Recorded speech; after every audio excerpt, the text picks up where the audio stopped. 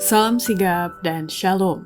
Renungan kita pada hari ini, Jumat 3 Desember 2021, berjudul Menjadi Anak-anak Allah dan Pewaris melalui Kristus. Ayat intinya terdapat di dalam Galatia 4 ayat 7. Jadi, kamu bukan lagi hamba, melainkan anak. Jikalau kamu anak, maka kamu juga adalah ahli-ahli waris oleh Allah. Pena Inspirasi menuliskan yang dimaksud dengan judul renungan kita pagi ini, menjadi anak-anak Allah dan pewaris melalui Kristus, sebagai persiapan untuk menerima warisan kita dan membuat kemajuan yang tetap dengan Allah adalah sebagai berikut. Pertama, konsekuensi menjadi anak-anak Allah dan pewaris melalui Kristus harus menyatakan kemuliaannya di dalam kehidupan dan tabiat mereka sendiri.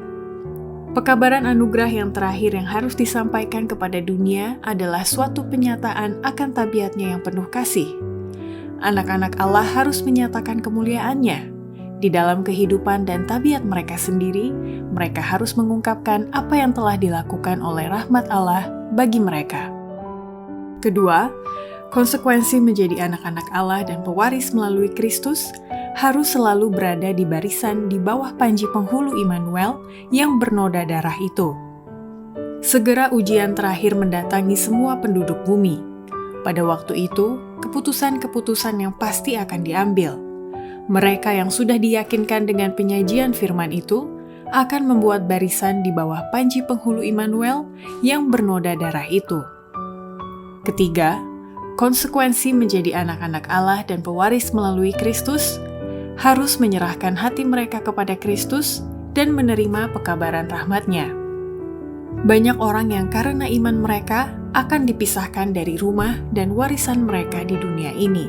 Tetapi jika mereka mau menyerahkan hati mereka kepada Kristus, menerima pekabaran rahmat-Nya, dan bersandar pada pengganti dan jaminan mereka itu, yaitu Putra Allah, maka mereka akan tetap dipenuhi dengan kegembiraan.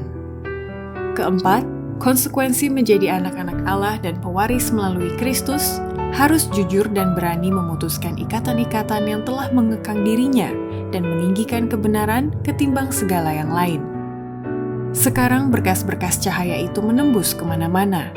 Kebenaran tampak dalam kejernihannya, dan anak-anak Allah yang jujur memutuskan ikatan-ikatan yang telah mengekang mereka.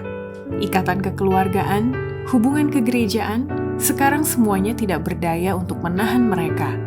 Kebenaran lebih berharga ketimbang segala yang lain. Sekalipun agen-agen itu bersatu melawan kebenaran, sejumlah besar orang mengambil tempat di pihak Tuhan. Demikianlah renungan kita pada hari ini. Kiranya Tuhan memberkati kita semua.